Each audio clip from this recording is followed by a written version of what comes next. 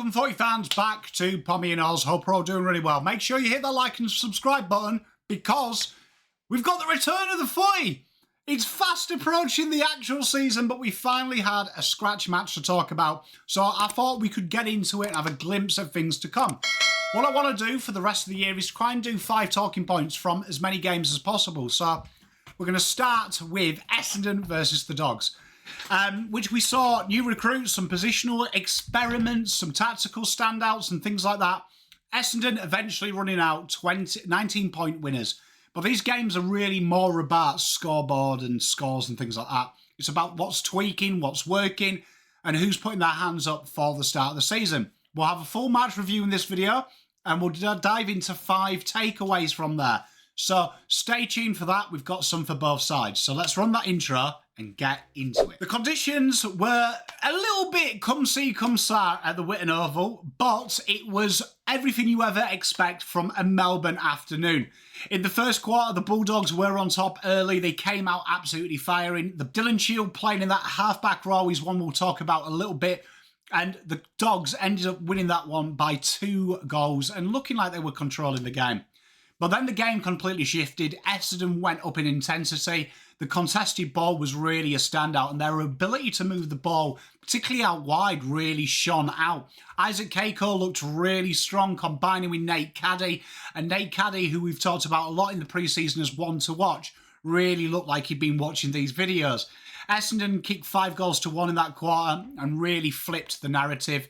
In the third quarter, the young guns in Essendon really did starting to put their hand up, particularly Tsatas being more inside, really showing how he can work in traffic and spread the play. And Tom Edwards, the SSP hopeful, absolutely came alive, kicking 4 goals in this half, while Brayden Crossley really took them ruck minutes from Tim English and looked really strong. And I really enjoyed Tom Brew's work inside midfield, but also out wide and working off halfback, really trying to stop that run and carry as he did. He was really impressive in that kind of like almost a pseudo tagging role they played in when he did rest across half forward. In the fourth, the Bombers really did showcase a little bit of defensive grit, and their structure really held up well. I really did enjoy in this elements here of watching Zach Reed and Dylan Shiel work together. Dylan Shiel playing a new role. It's more for his drive, but I was impressed that he really did stand up one-on-one at times. In the end, Essendon run out 77-58 winners, and it was a good, real healthy hit out. It was a real competitive one. And let's break it down into the 5 things that I'm looking for. Number 1, Dylan Shiel, the defender. Now, this was kind of an expected tactical move, playing his career inside midfield and half forward. But what he's known for his burst speed and breaking lines, what I really enjoyed was his rebounds and his defensive work. His experience and composure with a little bit more time really stood out. A lot has been made of Dylan Shield's kicking, but I did like the fact that he looked to really build up play and take the game on. Now, one-on-one defending isn't something that I would associate with Dylan Shiel, but what I really enjoyed about this was his ability just to be in the eye line and do them corral pressure acts. I really think there's a little bit of promise and hope for Dylan Shiel here, and I really like this. So let me know in the comments, you Bombers fans, is this something that you're really excited? Because I really did enjoy this. I really did. Now, talking point number 2 is Jake Stringer's left, and Kako and Caddy are really going to be the main guys here. And I really enjoyed seeing Isaac Kako. He really stood out for me. His ability at ground ball level was absolutely phenomenal. His ability to just do the unthinkable and make things happen really showcased. And I enjoyed his grit as well. There was a lot of pressure there. He didn't let the halfbacks have too much time and space, but he also really led and created running patterns really well, which created space in behind. And Nate Caddy, for me, this was one of the most mature performances I've seen from Nate. I am really hot on what Nate can do. He's leading up that half-forward channel as well, really gave Kako a lot of space to work in behind, and Edwards later on. But also, he's real strong grabs one-on-one, but also his ability to tap the ball on and his game sense and his game management. He took his opportunities really well, and although it wasn't one of these explosive games, this was played at really a laconic pace compared to what we'd expect a proper AFL game with 4 points on the line. So I thought Nate Caddy's ability here to really lock down that role really showcased, and one that I'm really looking forward to seeing moving on in there. Now, he's a bit of a favourite on the Pommy Earls channel, but Brayden Crossley coming in. Now, a big body type player. I thought his ruck was really good. I thought that as well that he worked when the ball hit the deck. He got in the way. He shepherded for his midfield. He was up against Nick Bryan, which did kind of, I thought, did showcase at times his work rate around the ground isn't great. But as a dual role with Timmy English, who works incredibly hard up and down the ground, I really did like this. And it reminded me a little bit when Stephen Martin was there for Tim English. I think they missed a trick. I thought Stephen Martin retired too early. I did see the options here. Now, English played predominantly forward in this, pinch hitting in the ruck. I think this could work. I really did. I really do like what Brayden brings.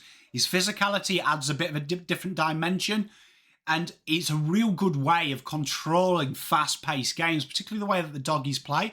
They like to play on the front foot a lot.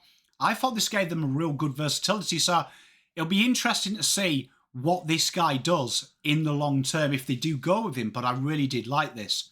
Another guy there as well was Werriby's own Dom Brew, who really showed that hard-nosed attitude he has. He's very clean under pressure, but he's very, very strong and relentless. His second and third and fourth efforts were really, really apparent. And in a midfield that really relies on Liberatore to do this, I really like this. There was moments he was moved as well. We saw him play in the forward line where he was kind of more of a lockdown role, which I thought he did really well because the transition of Essendon was really strong. But I also liked him as well when he got out there in space.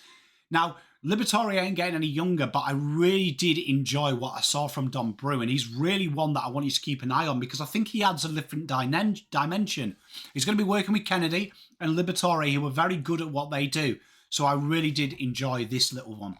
And then the other talking point is obviously Tom Edwards. Tom Edwards looked absolutely spectacular in here, and he took his goals really well. He was a real pain in the butt as well. He really did get loose. Now, what I liked about him was his ability to really work in space. He often made himself a real good marking target as well, where he was kind of ignored, but that off-ball work does go real far. But I did really enjoy watching Tsatas convert from a winger to a pinch-hitting inside midfielder, and you can see the massive improvement with a little bit of exuberance of youth from Dylan Shiel. I thought his movement was sensational. He felt like he could find space in a crowded elevator. So I really did like Elijah's game, and I did think here, you know what, Essendon have got this right. But Edwards, obviously the talking point, took his goals well, was an absolute menace at times, and did really well. So the biggest questions I have moving forward in summary are, Dylan Shiel, is he going to stay in defence, and is that going to really add a transitional threat to Essendon? I think it will. Kako and Caddy, are these going to be the duopoly now in the forward line? They looked really good. Brayden Crossley, is he going to get this opportunity at the AFL spot? He's done so well for Southport for so long. I really like that. Is it Stephen Martin 2.0? Dom Brew, can he really, really cement himself in the AFL? We've seen what he can do at the VFL. Can he step it up? And Essendon, is Tsatas that inside mid-help, and does Tom Edwards get the contract? What do you guys and girls think? Let me know in the comments. If you enjoyed this video, please make sure you hit the like button and subscribe. Stay tuned for more pre-season analysis. We'll be announcing our live game a bit later on. Peace, love and light. Pom out. Spent all my life holding all of it closely.